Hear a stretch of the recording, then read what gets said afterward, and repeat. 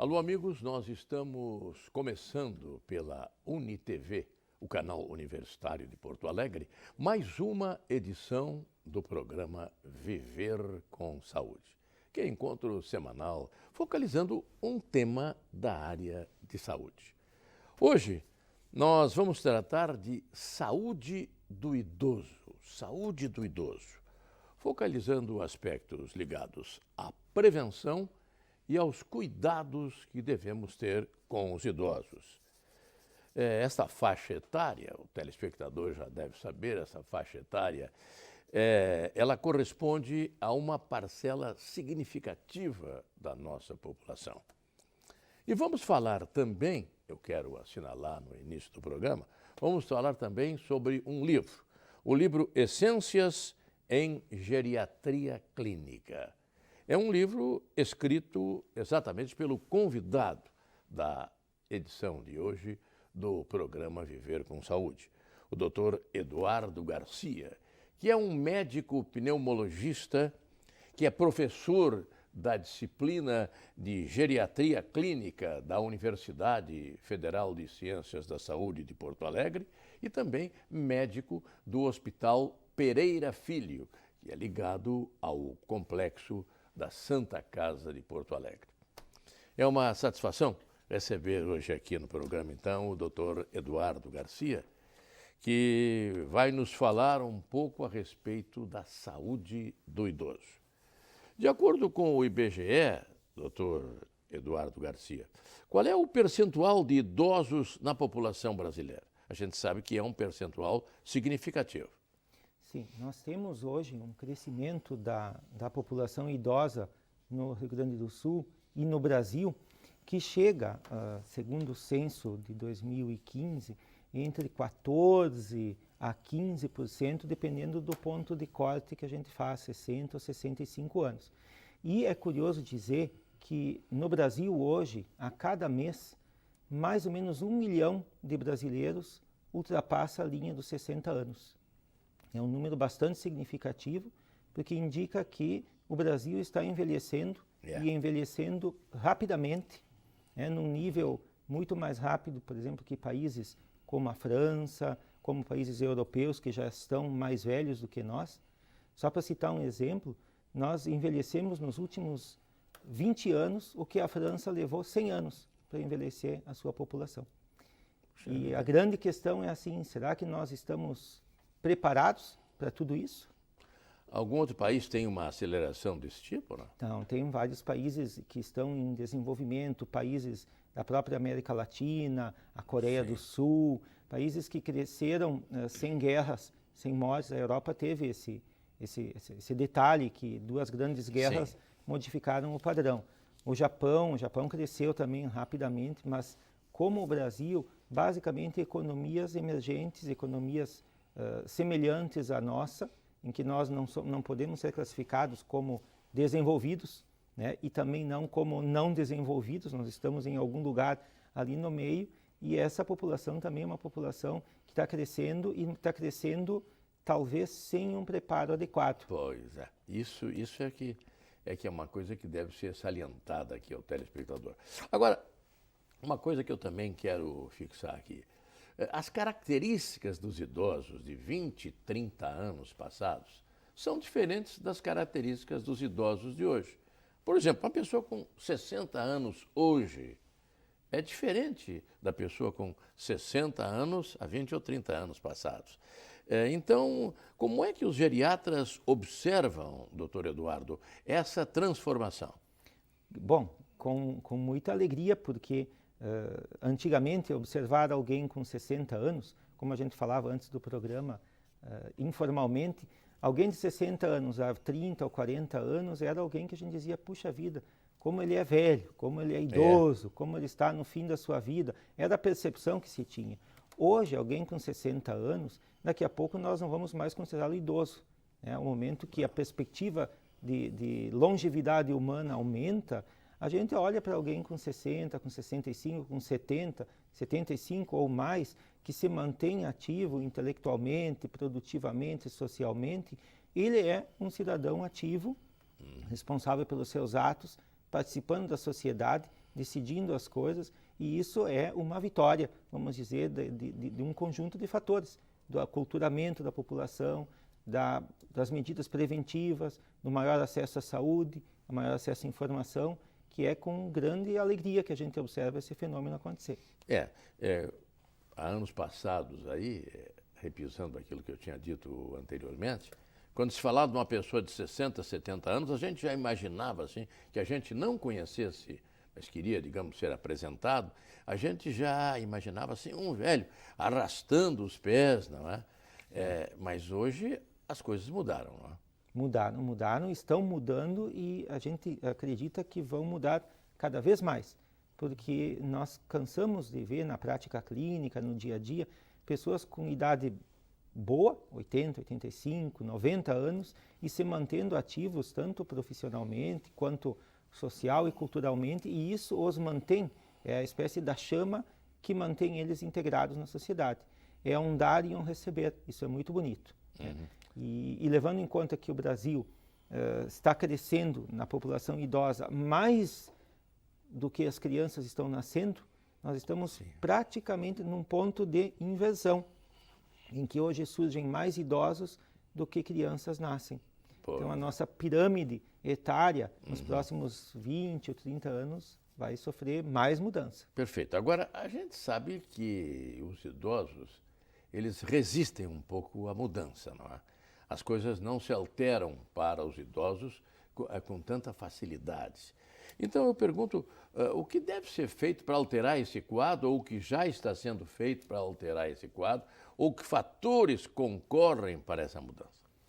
Bom, na verdade é uma pergunta, vamos dizer assim, com várias possibilidades de resposta, mas o que eu posso dizer? A crescente inserção do idoso na sociedade, a sua participação, nós cansamos de ver hoje pessoas de idade bem ativas, bem presentes no sentido de informática, de redes sociais, de grupos de convívio, universidade de terceira idade.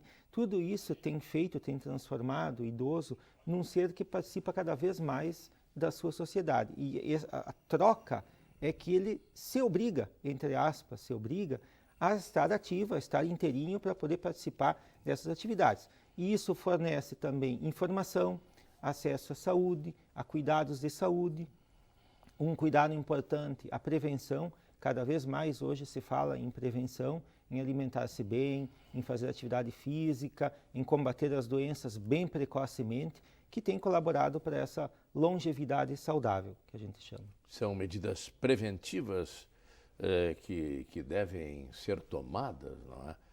Não apenas quando a pessoa já tem 50, 60, 70 anos, tem que começar antes, não é? Bem antes. Bem antes. Porque senão os reflexos vão aparecer mais tarde. Sem dúvida. A gente se atreve a dizer que deveríamos iniciar com as medidas preventivas logo que nascemos, né? Por quê? Porque nós começamos a envelhecer a partir do momento que nós nascemos.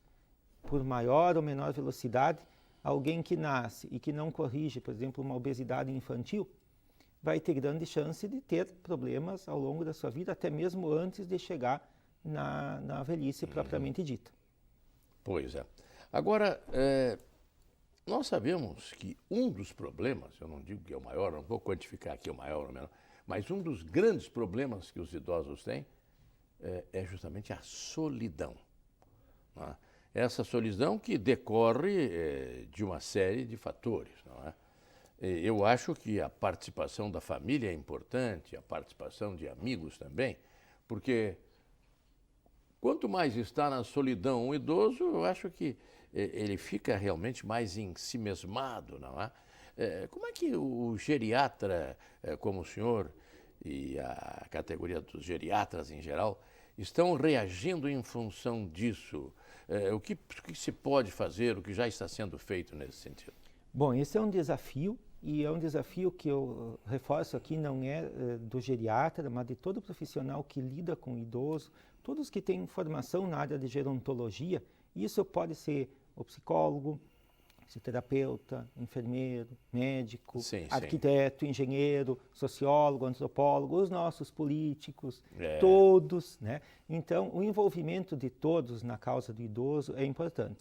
A questão da solidão é uma questão importante no envelhecimento, porque ela pode dificultar um envelhecimento com saúde.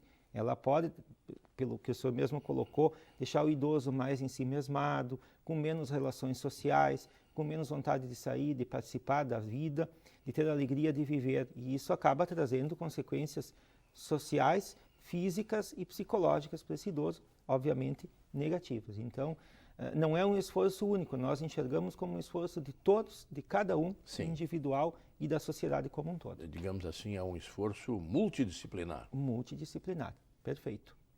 Então, isso aí é um problema, porque essa solidão dos mais velhos, dos idosos, enfim, em muitos casos ela gera a depressão. Não é? Sim, a depressão e a ansiedade, elas não decorrem somente da solidão, mas a solidão é um ingrediente importante nessa química, porque o momento que eu não tenho um amparo, uma pessoa para quem conversar, para me reportar ou até para dividir experiências, isso me deixa mais fechado, com menos vontade de viver, não ter para quem conversar, falar, trocar as minhas experiências. Obviamente que colabora muito negativamente. Isso também afeta a memória das pessoas, né? Sim.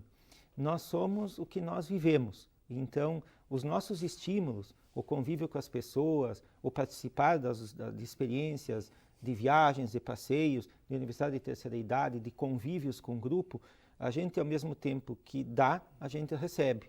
E isso é importante para o nosso envelhecimento cerebral, porque o nosso cérebro, embora ele não reponha os neurônios perdidos, as comunicações entre os neurônios, elas continuam acontecendo praticamente ao longo de toda a nossa vida. Só que para essa comunicação nova se formar, a gente precisa de um estímulo. Esse estímulo tem que ser do que nos cerca, de pessoas, de amizades, de família, de boas relações, como eu digo sempre. Como geriatra, o que o senhor recomenda, assim, para os idosos? Que atividades poderia recomendar para justamente exercitar a memória? Eu acho que é interessante, e eu, falando com muitas pessoas, assim, eu sinto, às vezes, essa ansiedade no sentido de ter uma orientação. Não é? Perfeito. Essa é uma pergunta bastante frequente. E em termos de memória, considerando uma pessoa que envelheça com sua saúde preservada, de novo, assim, procurar fazer coisas que não fazia, novos aprendizados, novos desafios, aprender, vamos dar exemplos assim ao acaso, hobbies, marcenaria, novos idiomas, internet, acesso ao computador, e coisas desse nível como novos desafios. O novo aprendizado, ele abre a mente, como eu digo, ele força as novas sinapses a acontecerem. Relações com pessoas, amizades, convívio social, saídas, passeios, conhecer lugares, conhecer novas pessoas, são regras gerais, obviamente, que a gente passa para os nossos pacientes. A leitura também, não é? A leitura, o aprendizado de uma leitura nova, como um desafio novo. Não sempre ler as mesmas coisas, o mesmo lugar comum.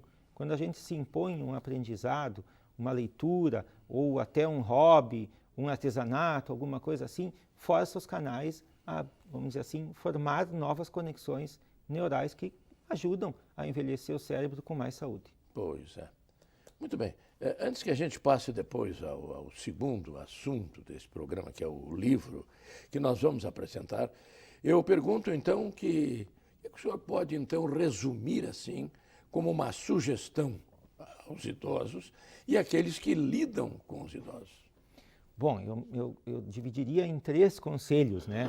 O idoso, que já está em processo de envelhecimento, de senescência, que ele mantenha a sua família, preserve e valorize a sua família, o seu núcleo de amizades.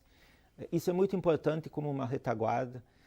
Como eu disse no início, é um dar e um receber. Então, vínculos sociais, vínculos familiares, buscar tratar as doenças físicas e psicológicas, é importante isso. Doenças, às vezes, que a gente, entre aspas, pode não dar muita bola, como uma pressão alta, um diabetes, por exemplo, entre outras tantas. podem limitar ou trazer consequências negativas para a vida, como uma isquemia cerebral, um infarto, perda de função renal, que transformam o envelhecimento num processo mais difícil. Para quem está envelhecendo, buscar realmente as medidas preventivas, buscar saúde, buscar o convívio, buscar bons hábitos de vida, não fumar, não abusar do álcool, fazer atividade física dentro do que lhe é possível, não ter isolamento social. E para quem cuida, né, um conselho importante, porque hoje nós podemos dizer que talvez todos nós venhamos ou sejamos cuidadores de idosos, de alguma forma, porque algum idoso nós temos na família. Então, não é o cuidador, aquele formal cuidador do idoso. Todos nós temos um pai, uma mãe, um avô, uma avó, um tio, por quem cuidar, um familiar, um vizinho. Então, para esses, olhar o idoso como uma pessoa normal, como um ser humano que tem tantas necessidades e também tem tantas coisas boas a nos oferecer. Perfeito. Doutor Eduardo, vamos fazer um breve intervalo aqui no programa Viver com Saúde. E nós voltamos em seguida e no segundo segmento, aí sim, vamos falar sobre o livro que o senhor escreveu, Essências em Geriatria Clínica, não é assim? Nós voltamos em seguida, telespectadores, com o programa Viver com Saúde.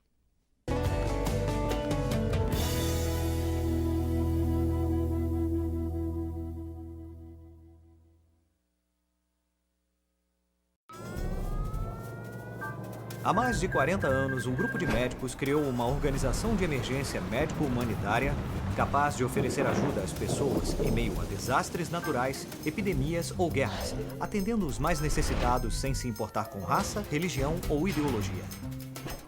Hoje, Médicos Sem Fronteiras envia equipes totalmente preparadas para responder a emergências por todo o mundo. Nossos profissionais são financiados por pessoas como você e eu.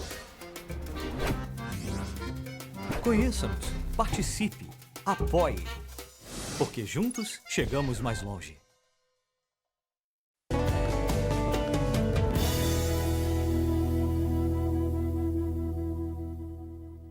Segundo segmento do programa Viver com Saúde, hoje tratando da saúde do idoso. E tendo como convidado o Dr. Eduardo Garcia. Dr. Eduardo é pneumologista e geriatra, professor da disciplina de Geriatria Clínica da Universidade Federal de Ciências da Saúde de Porto Alegre, médico do Hospital Pereira Filho, da Santa Casa de Porto Alegre, e também o autor deste livro a que nos referimos no início do programa, o livro Essências em Geriatria Clínica. Doutor Eduardo, esse livro, qual é o público-alvo desse livro?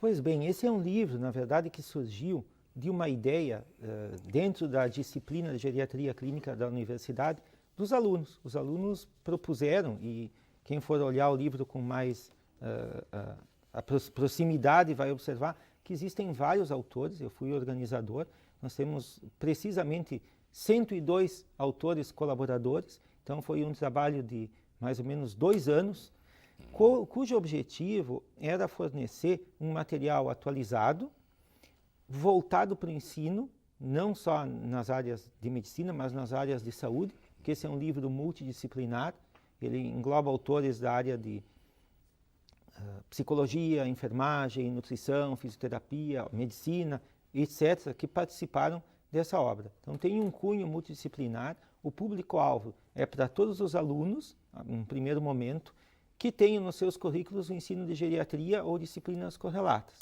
Num segundo momento, o livro acabou tomando uma dimensão maior que a gente pensava, ele ficou mais robusto. Sim.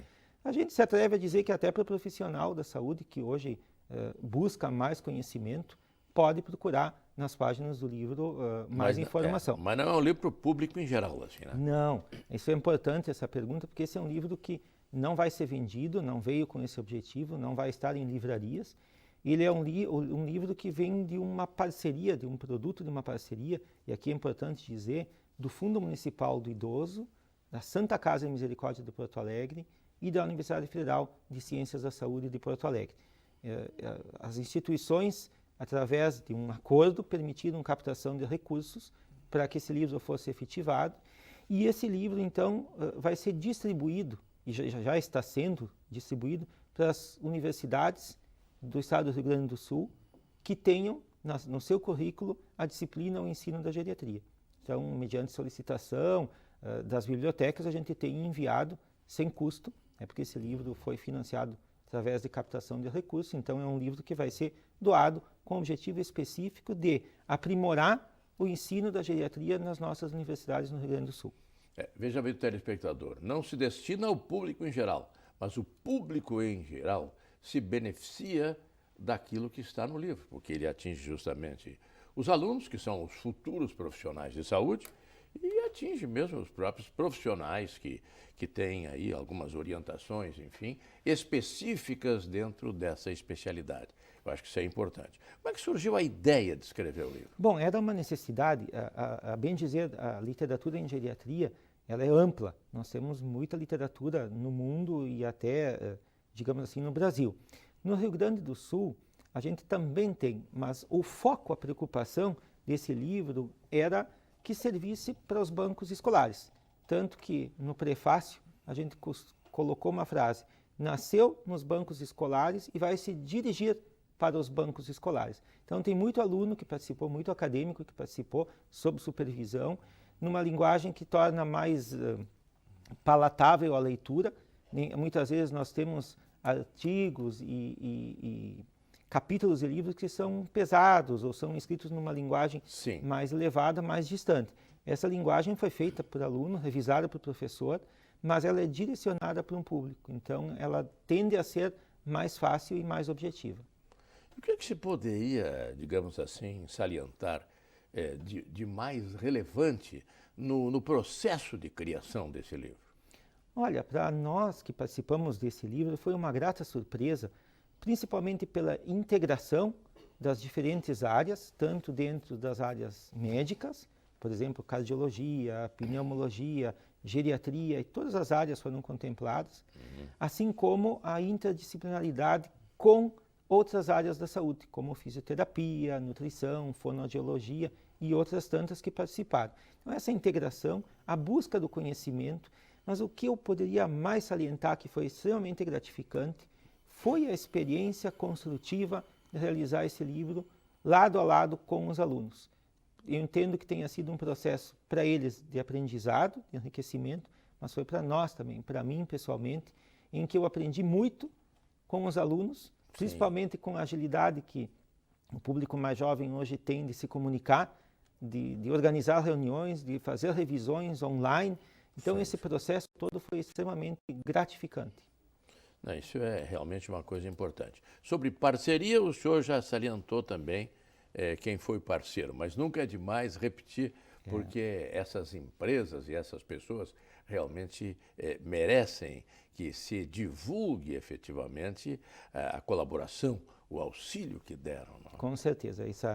Não teria sido possível essa obra, no tamanho, na dimensão que ela teve, se não fosse fruto dessa parceria da Irmandade da Santa Casa e Misericórdia do Porto Alegre, do fundo, tanto que nós temos no livro todos os nossos patrocinadores, o Fundo Municipal do Idoso, o Conselho Municipal do Idoso, que viabilizaram junto com a Santa Casa a captação, a Universidade Federal, que nos apoiou com todo o corpo docente e discente que participou. Cabe um agradecimento especial à EDIPUC, da Pontifícia Universidade Católica, que imprimiu, fez toda a arte final do livro. Nós sabemos que com um preço mais acessível do que a concorrência, transformando para nós um sonho numa realidade. E, principalmente, as pessoas, os alunos, os professores da nossa universidade e da Universidade Federal do Rio Grande do Sul, na pessoa do professor Emílio e toda a sua equipe, que nos ajudaram também numa parceria interuniversitária. Vamos mostrar a capa do livro aqui. Vamos mostrar a capa do livro para os nossos telespectadores. Vamos ver se a câmera aqui pode aproximar esta imagem. Essências em Geriatria Clínica.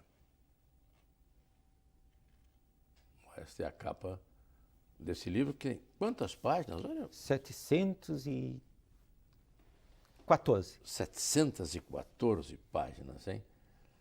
Participam aqui Eduardo Garcia, Chariel Choqueta, Davi de Souza Mendes, Eduardo Moraes Everlin, Sara Preste e Souza, Olívia Sorato Bezerra,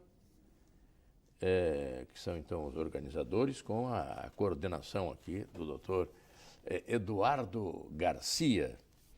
É um livro bem interessante. Eu vou aqui só referir para o telespectador alguns capítulos aqui, ó. Envelhecimento humano, senescência e senilidade. Outro aqui, avaliação geriátrica, geriatria preventiva, sobre o qual se falou e que é fundamental, né? É fundamental. Não adianta no final, já quando a pessoa tem 60, 70 anos, querer corrigir coisas que poderiam... Por exemplo, o fumo, não é? Também foi referido. Quem fumou a vida toda... Mas isso é hipertensão arterial sistêmica, cardiopatia isquêmica, insuficiência cardíaca. Eu estou lendo aqui, ao voo de pássaro, digamos assim, alguns dos títulos dos capítulos aqui. A apneia obstrutiva do sono, que nós sabemos tem grande relação com os problemas cardiovasculares. Né? Seguramente que sim. As demências, o envelhecimento do sistema nervoso central, doença de Parkinson, o acidente vascular encefálico, delírio, transtornos depressivos no idoso, né? São todos aspectos importantes aí, osteoporose, osteoartrite, enfim, diabetes, distúrbios da tireoide, não é? Infecções no trato urinário, incontinência urinária, mas é um livro rico, não é? Em informações aqui para esse pessoal que se prepara justamente para atender os idosos. Parabéns, doutor Eduardo Garcia, porque esta obra é uma obra realmente consistente e que dá uma orientação muito boa a respeito disso, então. E para o ensino médico é uma literatura que é utilizada, não é? Sim, a ideia é que... Já está sendo constatado isso. Nós já inserimos nos planos de ensino das disciplinas de algumas universidades como uma literatura de base para servir de referência no ensino da geriatria em pelo menos 3 ou 4 universidades já do Rio Grande do Sul, e principalmente a nossa, onde ela nasceu. Tive com grata alegria o professor Newton Terra, da PUC, me comunicou que inseria, o professor Emílio Moriguchi, da Universidade Federal do Rio Grande do Sul, e por aí outras universidades também já estão aderindo ao livro como um referencial teórico para ensino. Perfeito. Doutor Eduardo, nós vamos chegando ao final do programa. Nós temos ainda aí 1, 2 minutos para terminar. E eu gostaria que esse tempo fosse aproveitado para uma mensagem sua ao telespectador, falando exatamente sobre este tema, que é o idoso, a saúde do idoso, que nós tanto procuramos preservar, não é? Eu acho que uma mensagem importante, até para uma reflexão de todas as faixas etárias, do jovem, da criança, do adulto, do idoso, que é uma frase que eu vi certa vez num congresso, que dizia assim: enriquecer antes de envelhecer. Pontinhos, né? Enriquecer antes de envelhecer. Eu pensei, não é enriquecer de dinheiro, né? É um enriquecer de saúde, é um enriquecer de boas relações, é um enriquecer de se prevenir para chegar a uma velhice com uma poupança para ser adequadamente usada. Quando a gente fala em enriquecer, obviamente inclui também que a gente tem a nossa reservinha financeira, mas não enriquecer de ficar ricos, e sim enriquecer... Mas não como ponto fundamental. Não como ponto fundamental. E o enriquecer que eu me refiro, e que a gente dentro da área da gerontologia fala, é ter uma família, uma boa constituição, bons amigos, uma sociedade que a gente construiu. Nós não podemos esperar somente que os outros nos auxiliem. Nós temos que ser proativos durante a nossa vida para buscarmos. Nada vem de graça. Então, essa é a mensagem final. Eu quero agradecer a Obrigado. participação do nosso convidado no programa Viver com Saúde de hoje. Foram realmente informações muito preciosas que foram aqui transmitidas aos nossos telespectadores. Entrevistamos então o Dr. Eduardo Garcia, pneumologista e geriatra, professor da disciplina de Geriatria Clínica da Universidade Federal de Ciências da Saúde de Porto Alegre, médico do Hospital Pereira Filho, da Santa Casa de Porto Alegre, e o organizador deste livro Essências em Geriatria Clínica, a qual nos referimos aqui no programa de hoje. Nós queremos agradecer também aos nossos telespectadores pela atenção que nos dispensaram e até o nosso próximo encontro.